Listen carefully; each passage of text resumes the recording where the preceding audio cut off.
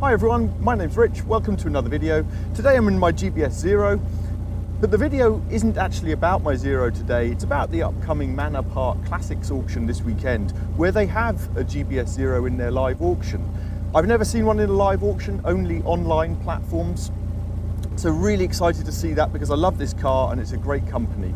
So I thought it was a great opportunity to come out in my GBS, have a drive obviously, but also do some comparisons of the auction car and my car. This is an auction video though, it will be slightly different from my usual format in that I'm going to do a very deep dive on just a few cars, probably 4, which I think represent really good potential for a bargain at this auction. And in fact, I'll probably be bidding on at least one of those myself. So you'll join me next, having a look through the online catalogue and a real deep dive into those few cars.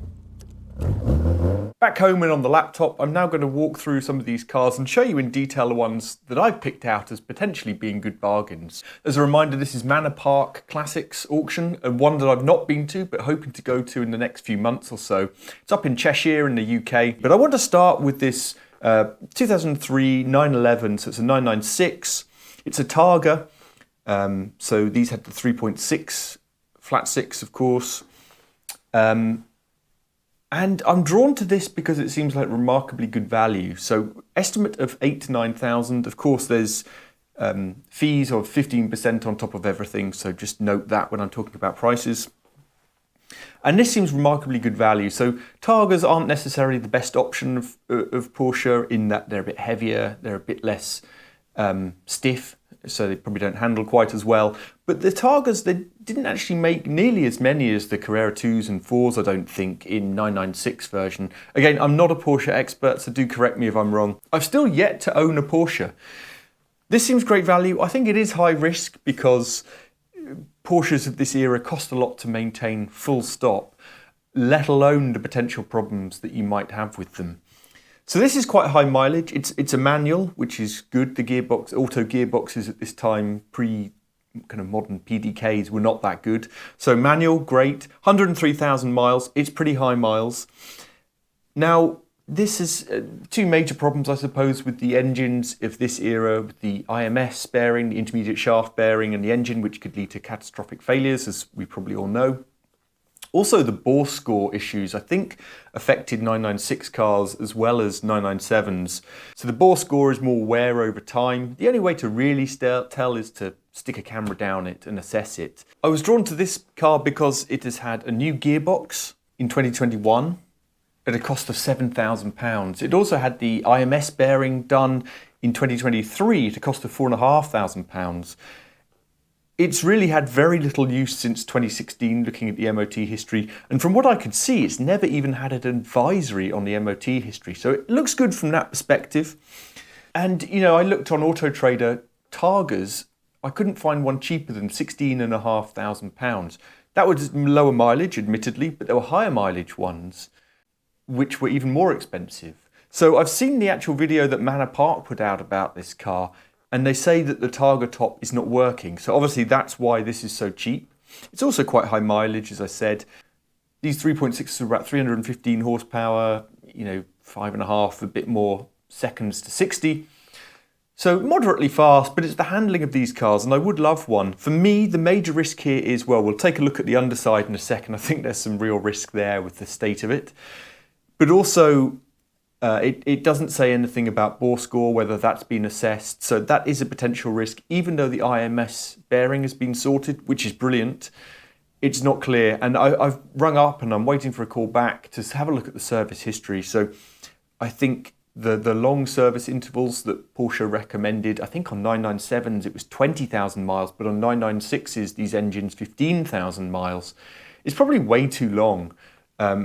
And so I'm really interested to see how much has the oil been changed. No, I'd want to see that being done at, say, 6,000 miles, every 6,000 miles, which may or may not help the bore score issue, but certainly doesn't do any harm. Anyway, let's take a look in a bit more detail at these further photos, which show really, you know, in areas, I would say, fairly severe rust underneath. Now, it's not unsurprising, it's over 20 years old. But it's something to bear in mind along with this bore score issue. So I think certainly one for the brave, but potentially a lot of car for your money. I mean, if you could pick this up for kind of £8,000, yes, there's risk. And if it's got PORSCHE issues, you know, you're talking about 10 grand engine rebuild, so more than the value of the car. You know, do you feel brave, I guess? Do you feel lucky? That's the question. I love the interior here. So again, Targa roof apparently not working. I like this light interior, this tan interior. I think it looks great. But the underside is clearly rusty. Wheels look average. They're easy to rectify. The important 6-speed manual. So there you go. There's my first one that I'm potentially interested in. I'm waiting to hear back, as I say, from Manor Park, assess this service history. The Targa top not working wouldn't bother me. It would obviously be more difficult to sell on after I'd enjoyed it for a while. I'm actually quite keen on this because I haven't had a Porsche and there's apparently great handling this era and I'd really like to experience it. So depending on what this goes for, depending on what service history this has had when I hear back, I may bid on this, I think. And I'll keep my fingers crossed that the bore score isn't really an issue on this car. So now on to my favourite car in the auction, the GBS Zero. As I say, you just don't see these in live auctions. I've seen them on platforms, obviously eBay and things like that, but collecting cars, for example, I remember one. You don't see many even on collecting cars, but I can't remember what that sold for. I think it sold for something like £10,000 or £11,000. It was fairly low spec, I think, in engine spec wise. But I think at the time it was only a few years old, which is, you know, just remarkable value. These used to be quite a lot cheaper to buy new. I don't know what you pay now, mid-30s and up probably. But second-hand market, it really falls off a cliff. They don't hold their value like Caterhams do. For me, any 7-type car that isn't a Caterham does very, very poorly, in my opinion, in terms of what they're worth when it comes to an auction. So even what I consider better known marques like Westfield, for example, just they're so cheap at auction. I mean, I think you get an incredible amount of car for your money. And the lesser known marques, you know, an MK Indy or a GBS Zero, for example, I expect will be even cheaper. So this is a really interesting one because it's no reserve. I think this could be, you know, a lot of bang for your buck here. This is a 2018, so it's a GBS Zero GT, which is their wider chassis platform, so a bit more legroom. So this had a new crated Ford Zetec blacktop engine put in it at 3,000 miles. So the new engine's covered just over 1,000 miles. It's exactly the same engine as I've got. Mine was also crated, so new. It's got a baffled sump, it's got an upgraded ECU. Two critical things that this doesn't mention on here. It's very important to know the gearbox, whether it's a Type 9 or MT75. That's just one of the key things you want to know about these types of cars. It also doesn't mention whether it's got a limited slip diff, so I assume it probably hasn't. In my opinion, they're a very nice to have option. Mine has a viscous diff, a Ford viscous diff, again a new crated diff. Makes a huge difference, I think, in these cars. And, you know, interestingly, it says 0 to 60 in about 4.5 seconds. Well, I've done a video on mine trying to do that. It's very hard to achieve under 5 in these cars, I have to say, depending on the gearbox as well and your skills. It also says you'll get 35 mpg out of this running, it says 178 bhp. No way will you get that, I don't think. Yeah, mine runs a lot less than that. I think if you're running that kind of power from a Zetec, you might think they're very light, and they are, but you won't get that much MPG out of them. So it's got adjustable shocks, very similar to mine. I think these are a different make. Looks good under here, you can see. So you can see the front shot here. First thing to say, orange is clearly the best colour. I like orange and grey. I'm not actually a huge fan of this lighter blue that they've used on here, but each to their own, I suppose. So you can see this has still got what I call old school headlamps. Mine has LEDs and a different front grille as well. So mine's an early generation 1 car. This has got a slightly updated nose, which I think looks better. Yeah, very similar. Team Dynamics, these look like 15-inch wheels. You'll notice a difference in the exhaust. Mine is wider bore. It's actually bespoke made, the exhaust manifold. And also has a wider silencer unit. Digital dash, probably a better digital dash on this, to be honest. I'm not sure, I haven't actually used these. Mine is fairly old school, but it does the job, nothing wrong with it. Good to have a temperature gauge here as well as on the digital dash, presumably. So it says it had an IVA, this car, which means that it was probably a self-build rather than factory build car. The IVA is the test to check it meets requirements to go on the road. Basically, it's safe. Yeah, it looks good. As I say, I would have my colour over this personally. I'd have the Gen 2 nose cone, which this has got, over mine. The other big difference here is the seats. This has comfortable padded seats. Mine has hard GRP seats. They're very comfortable. They're much more comfortable than you might expect, but they're not padded, and long distances, I suppose, aren't as comfortable as they would be in this. I didn't buy the car for comfort, to be honest. And then at the back, you can see mine, it just goes straight down to the fuel tank and the diff underneath it. This has a popper top. I presume it has some storage, which you can get in these. And then you can see also the other major difference, I would say, is that this is running this intake plenum, which I think is a Great British Sports Cars GBS part. Now, this does increase power. You can see they've obviously had it remapped, I think 175, 178, but it isn't as good as running individual throttle bodies. So you can see here by the side my individual throttle bodies. Not only do they give more power, they make a brilliant intake noise. If I show you taking off the air filter from those intake trumpets, those are what makes the insane induction noise in my car that I absolutely love. So for me, individual throttle bodies win every time, noise and more power. But this is still a great spec car.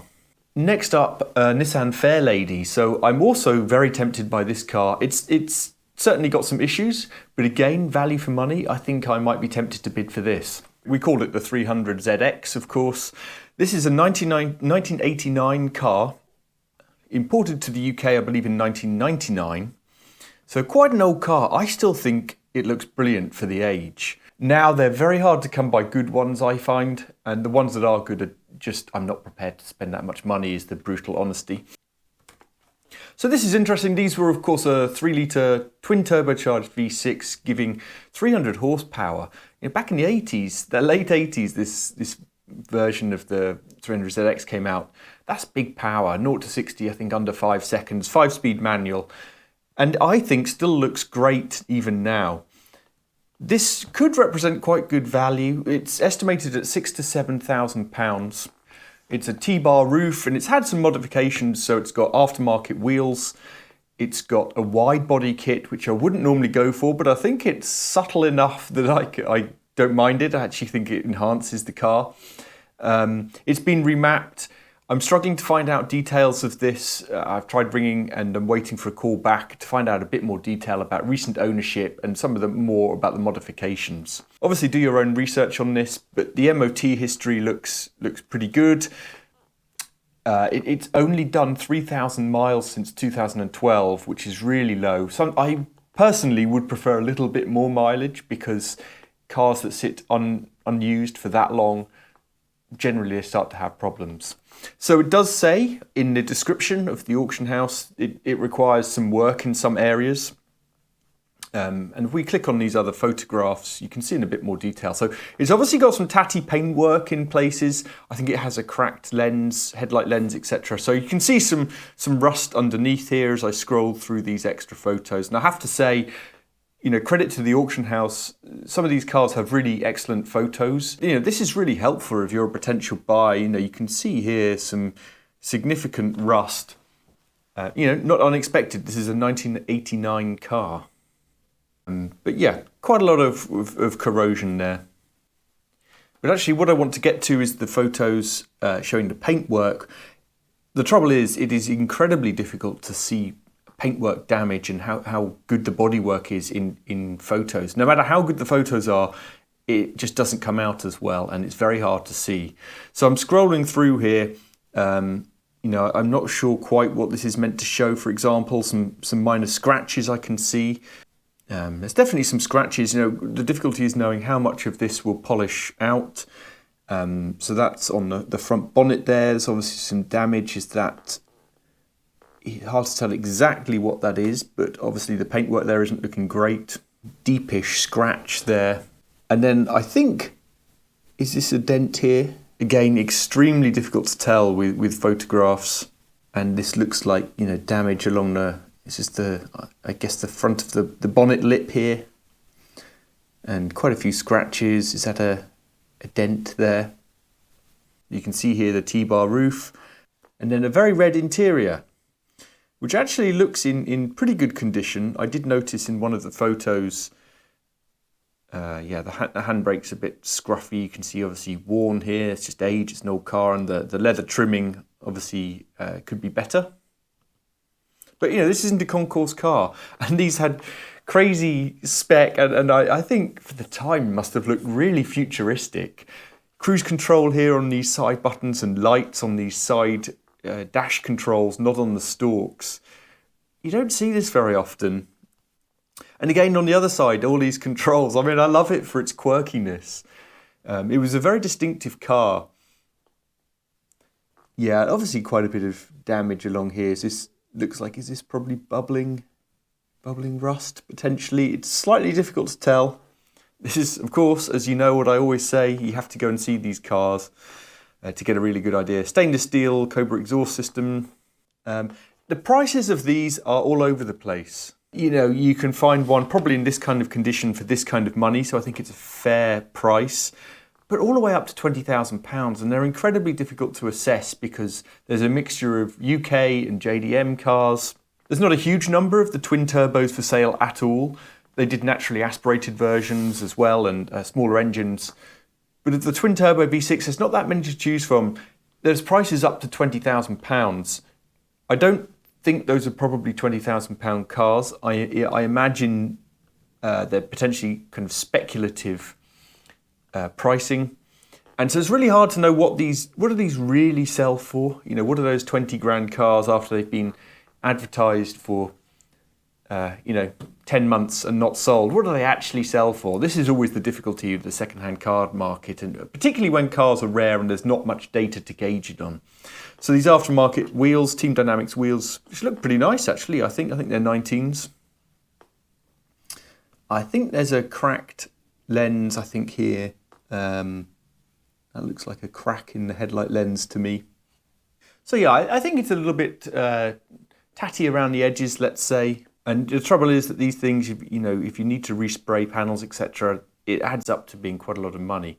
So I like it because it's quite a lot of car for your money. I love them. I think they're a great looking car. They're still pretty quick. I don't know what this remap has made this power-wise, but certainly still, even by today's standards, a pretty quick car. So they also have short videos of the cars. I'm not sure it actually helps that much. It's great they put it on, don't get me wrong, but I'm not sure it helps assess the condition when we're looking at the paintwork, etc., all that much. So I think the paintwork is fairly limited damage. Difficult to tell whether all the colours match on that wide body kit properly, but yeah, it's a risky one. Maybe I'm slightly drawn to the risky ones. 2004 Jaguar XJR. It's only done 67,000 miles, 4 former keepers. I think this represents amazing value for money. So I actually have an XJ Super V8, 2003, runs the same engine, 4.2 litre V8, the AJ V8 engine, supercharged, roughly 400 horsepower, 400 pound-foot. These are great. So this is all aluminium body and extruded aluminium chassis, so they're much lighter than they look. Good performance, 5 seconds, 0 to 60, not bad for a 20-year-old massive great saloon like this. It has recently had a new front subframe, suspension components, new pads and discs. It does note that the wheels need a refurb. That's minor to me, and it does have some corrosion. I assume they're talking about the underside here. You do get aluminium corrosion on these cars. I assume that's not what they're talking about, and it's probably underside corrosion, which is a major issue for these. Corrosion was noted looking at the MOT history back in 2016. So clearly there's some issues there. It seemed to have been off the road looking at the MOT history between 2016 and 2024. So again, this is probably why it's cheap. It is probably high risk. I still think this is a lot of car for the money. I got a previous XJ Super V8 for about 5 grand, which is roughly where this is, but that was double the miles of this. You can get a 5 grand X350. This is called the X350 era of Jaguar XJ. You can get an XJR for 5 grand, but it'll be much higher miles, but probably nearer 10,000 for one that's of similar miles and also in very good condition. So this is a potentially good buy, if a risky one due to particularly the rust. Now, for me, this interior doesn't look nice. It's the black leather and the colour of the wood. do not like the combination. Obviously, it's personal preference. It's just taste. But I'll show you my Jaguar XJ Super V8 alongside this. I'm obviously very biased, but I think it looks a million times better than this. From the outside, it looks smart. A very clean engine bay. There are some photos of the underside, in fact. There is surface corrosion, but it's hard to tell how bad it is. So this one shows a bit more corrosion. I'd say it's nowhere near as bad as the Porsche that we looked at earlier. Looks like some kind of issue. Can't quite work out that, obviously the seal on the back windscreen here, and is this damage to the glass? Slightly hard to tell. And then I'm not quite sure whether this is just a trick of the camera or whether there's a genuine colour issue on this screen or not. Help me out if you know. So there you go, that's just 4 cars I've done a bit of a geeky deep dive on. Let me know your thoughts on these cars, if you're interested, if you're bidding, if you're going, and whether you think I'm just mad for even contemplating these, because obviously all 4 have some kind of issues, which is why they're cheaper end of the spectrum. Perhaps I like risk. I also like the potential of grabbing a bargain and experiencing some of these cars. So I'll be keeping a really close eye on the GBS Zero, really intrigued to see what that sells for. I'll also potentially be bidding on the 911 and the 300ZX, the Fairlady Z. So I'll let you know, I'll follow up. I'm going to do a full review of some other cars as well after this auction, see what these cars and others went through for. So if you've liked the video, please do like and subscribe. It really helps small channels like mine. And thanks very much for watching.